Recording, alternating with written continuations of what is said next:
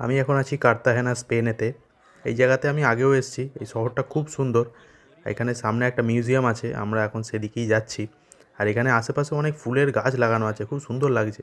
এমনিতেই গোটা ইউরোপে অনেক ফুল পাওয়া যায়, চারিদিকেই ফুলই ফুল।